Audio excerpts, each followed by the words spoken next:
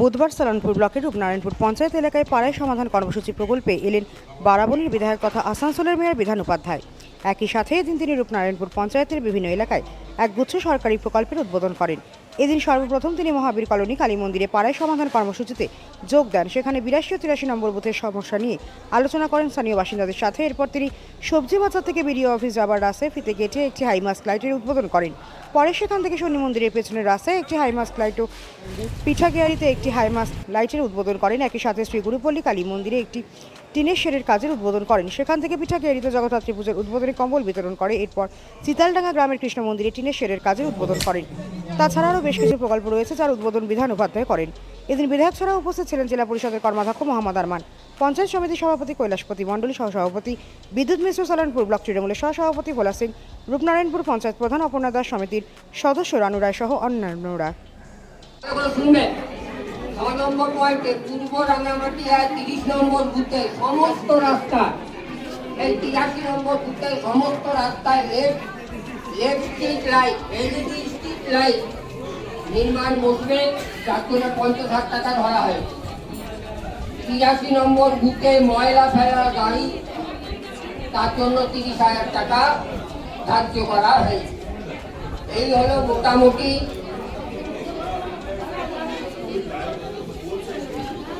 আমি booth number 83 এই যে অসুবিধাগুলো আছে, যেগুলো হয়েছে একটা, সেইগুলো আমি আগে বলে দিচ্ছি, তারপর যার যা অসুবিধা আছে বলবো।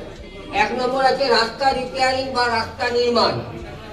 এটা হবে মানস সরকারের বাড়ির সামনে থেকে জিতেন মন্ডলের বাড়ি হয়ে রতন চ্যাটার্জির বাড়ি পর্যন্ত, রতন চ্যাটার্জির বাড়ি পর্যন্ত। এটা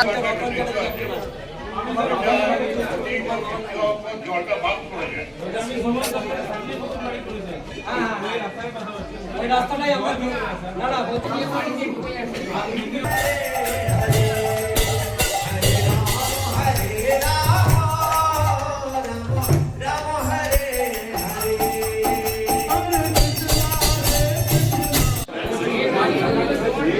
সময় কিন্তু এই কাজগুলো হওয়ার সময় দেখা যায় আমরা যে যার ঘরে ঢুকে যাই, থাকি না।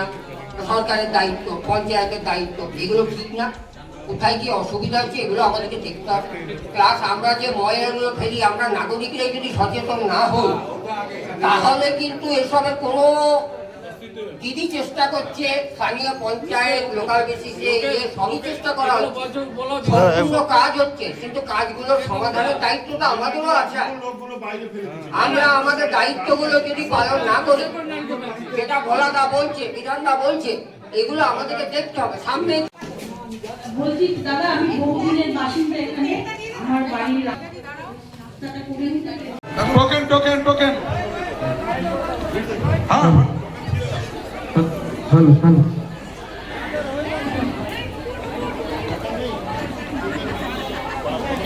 পরবর্তী প্রোগ্রাম আমাদের রঞ্জিতের দোকানের সামনে একটা হাইম্যাক্স লাইট আছে। হাইম্যাক্স আমাদের সমাধান ছিল রূপনারায়ণপুর গ্রাম পঞ্চায়েতের মহাবীর কলোনি, সেখানে গেছিলাম। সেখানে বিভিন্ন 82 নম্বর ছিল। তো সেখানে মানুষের যেটা দাবি ছিল, ছোটো ছোটো রাস্তা, কালভার্ট, স্ট্রিট লাইট, জল, এগুলো এই কাজগুলো দিয়েছে। এই কাজগুলো প্রশাসন তাড়াতাড়ির মধ্যে করবে, টেন্ডারও করে।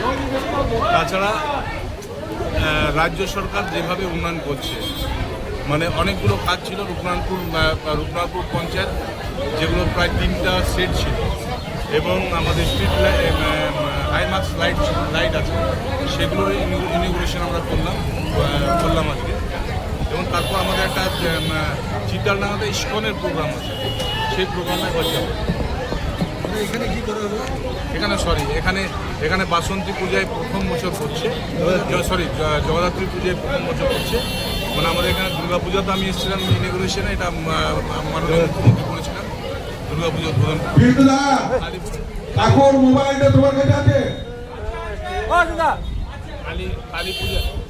কালী পুজোতে এসেছিলাম এবং আমাদের জগদ্ধাত্রী পুজোতে এলাম।